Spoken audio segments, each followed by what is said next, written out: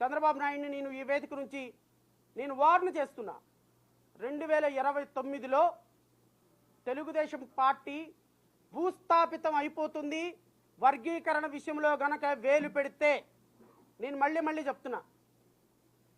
నేను గౌరవ ముఖ్యమంత్రి చంద్రబాబు నాయుడు గారితో last అకేషన్లో when I had a personal meeting, there are certain discussions were happened. I don't want to reveal all these things, but మీకు రాష్ట్ర ప్రజలు 164 సీట్లతో అద్భుతమైన విజయాన్ని ఇచ్చారు. Let us confine for that. Let us confine for the state development.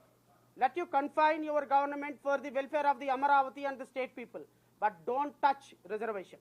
If you touch reservation, you have to pay cost for that.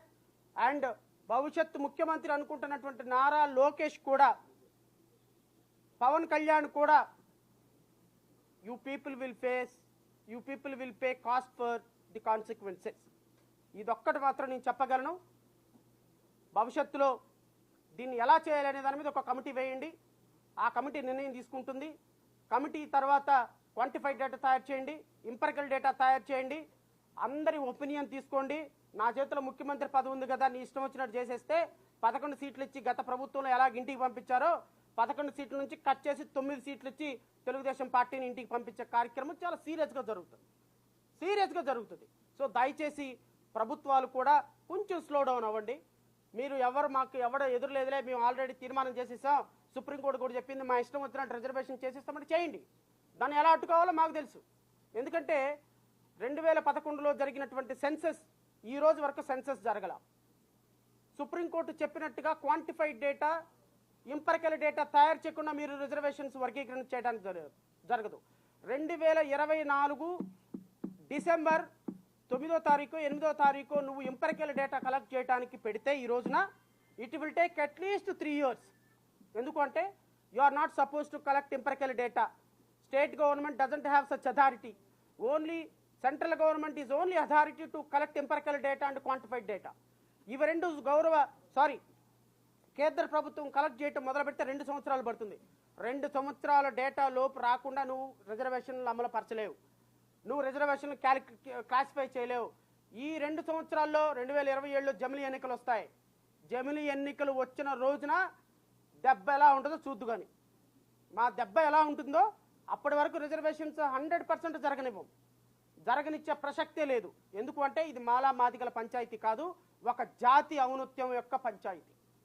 So therefore I'm warning to every government authority including Chandrababu Naidu గారు, please hold for some time, please be cautious, don't go fast, just slowly, just do the work according to the constitution. ఇదొక్కటి మాత్రం నేను చెప్పగలను.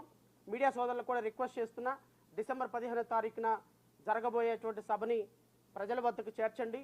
మా బాధని, మా రాజ్యాంగ స్ఫూర్తిని అర్థం చేసుకొని ప్రజలందరినీ కూడా మా సభకు వచ్చేటట్టుగా మీ సహకారం కూడా అందించమని. ఇది ఎవరి కోసం చేస్తున్న పోరాటం కాదు, ఒక జాతి మనుగడ కోసం చేస్తున్న పోరాటం కాబట్టి మీడియా సోదరుల సహకారం కూడా నేను కోరుతున్నా. అందరూ దేవి ప్రసాద్ గారి అధ్యక్షతన నడవటానికి సిద్ధంగా ఉన్నాం. We're all here to extend our fullest cooperation as a పార్టీగా, జై భీమ్రావ్ భారత్ పార్టీగా. మా పార్టీ రాష్ట్రంలో ఉన్నటువంటి మొట్టమొదటి పార్టీ వర్గీకరణకు వ్యతిరేకంగా నిర్ణయం తీసుకొని యాక్టివ్గా పార్టిసిపేట్ చేస్తున్నటువంటి పార్టీ. అండ్ ఈ పార్టీ ఖచ్చితంగా అంబేద్కర్ ఐడియాలజీకి కన్ఫైన్ అయి ఉంది కాబట్టి మాలా మాదిగ ఎవరు విడిపోకూడదు.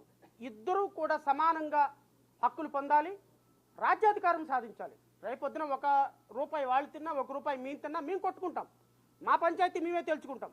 కేసీఆర్ అంటాడు కదా, తెలంగాణలో తెలంగాణ పంచాయతీ తెలంగాణ దబ్బా అని. ఇది మా దళితుల పంచాయతీ, మేము తేల్చుకుంటాం. మీరెవ్వరూ ఇంటర్వెన్షన్ అవసరంలా, చంద్రబాబు నాయుడు ఇంటర్వెన్షన్ అవసరంలా, జగన్మోహన్ రెడ్డి ఇంటర్వెన్షన్ అవసరంలా. మేము రాజ్యాధికారం సాధించిన తర్వాత మేము చూసుకుంటాం.